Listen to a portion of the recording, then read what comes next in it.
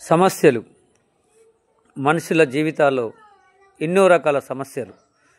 సమస్య లేని జీవితం అంటూ ఏదీ లేదు. ప్రతి ఒక్కటి సమస్యే. మరి మనం ఎక్కడ వెనుకబడిపోతున్నాం? సమస్యలు లేని జీవితాలు లేవని తెలిసినా కూడా మనం ఈ సమస్యలు ఉన్న జీవితంతోనే బతుకుతున్నాం. సమస్యలు వాటిని ఎలా పరిష్కరించుకోవాలి, ఎలా అధిగమించాలి అనే విషయంలో నేను ఒక విషయం ఇక్కడ మీకు గుర్తు చేయదలుచుకున్నాను. తల్లికి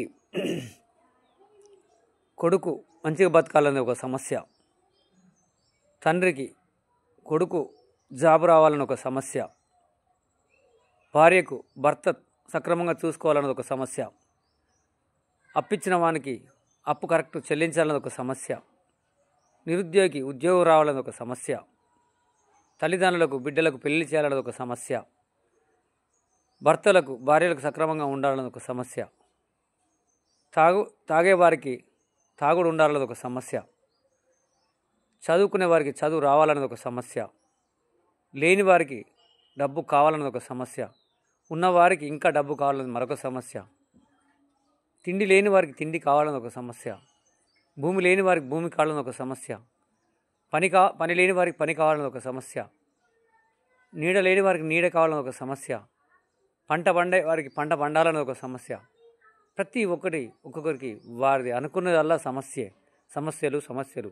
ప్రతి ఇంట సమస్యలు, ప్రతి బయట కూడా సమస్యలే. ఎక్కడ చూసినా మనిషి బతుకులో సమస్యలు.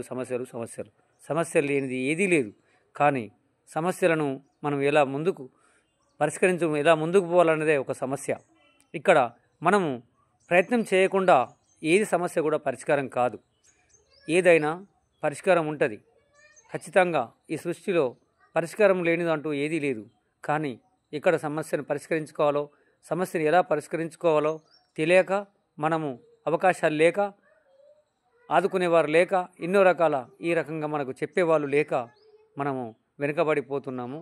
ఇట్లాంటి సిచ్యువేషన్ నుంచి మనం ఈ సమస్యలను పరిష్కరించుకోవాలని నేను ఈరోజు మంగళవారం దినం రోజు శ్రీ ఆంజనేయ స్వామి భక్తున్నై నేను ప్రజలకు ఆ తండ్రి శ్రీ ఆంజనేయ స్వామి ఎల్లవేళలా సమస్యల పరిష్కారమే చూపాలని, వారి జీవితాల్లో వెలుగు నింపాలని నేను కోరుతూ, ఆంజనేయ స్వామి ఆశీస్సులు అందరికీ ఉండాలని నేను భావిస్తున్నాను. తప్పకుండా మీరందరూ కూడా ఆంజనేయ స్వామిని ప్రార్థించండి, మరి ఆయనను వేడుకోండి. తప్పక ఆయన ఈ సృష్టిలో మంచి మానవాళికి మంచి చేసే ఒక భగవంతుడు. తప్పక మీకు ఆయన రక్షణ కల్పిస్తాడు. మీరు ప్రతి నిత్యం ఆయన స్మరణలో ఉండండి. మీరు నిర్భయంగా ఉండండి. మీరు ఎలాంటి సోమర్థానైనా వదిలిపెట్టగల సమర్థుడు ఆయన. మిమ్మలను సమర్థులుగా చేసే బాధ్యత ఆయనదే, ఆ తండ్రిదే.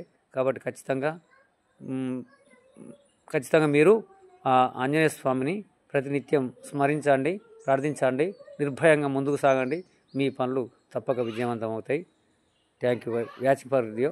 Shri Abhayanjaneya art production YouTube channel చూడండి, చూసి ఆనందించండి. సబ్స్క్రైబ్ చేయండి, లైక్ చేయండి. Thank you very much.